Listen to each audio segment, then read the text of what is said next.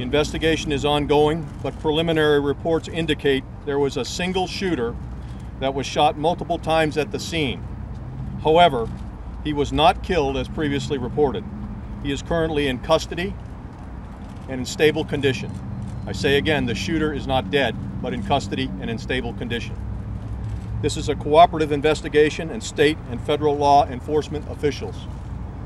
Earlier, it was reported that one victim was killed was a female civilian officer. We now know that the female officer is alive, just out of surgery and in stable condition. She is believed to be the first responder who shot the suspect. At this time, the number of victims killed remains 12, with 31 injured.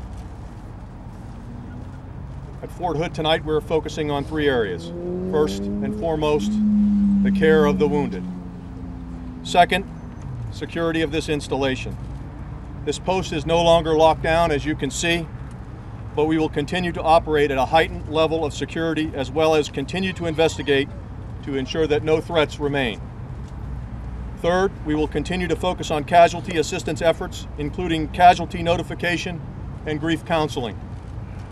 I want to take a moment to praise the efforts of our first responders and all of the agencies who have come to support our soldiers and families in this critical time. And it is truly overwhelming, the offers of support that we have had at the national and local level in dealing with this situation.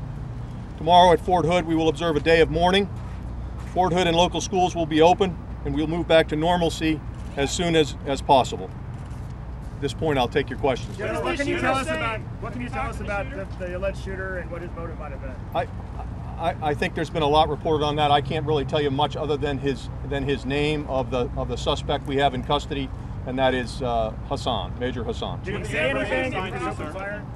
I have nothing to add about Major Hassan. Where is he right now? Any problems with him? He is hospitalized, and I have had no personal background with him that I could speak of. General, what about the other 2 who were taken into custody briefly? What happened to them? As I said, in this incident, when it immediately happened, there were some eyewitnesses that indicated that they saw some people exiting the scene, moving into 2 buildings. And again, what we took a long time to do is basically secure those buildings, question the individuals, and question over 100 people at the scene that lead us to believe right now that is a single shooter. And again, the key point I would make is that, you know, with as many people wounded, counterintuitively, that is a concern, and that's why we've asked for assistance from federal agencies to make sure that we have this investigation right. I credit the first responders.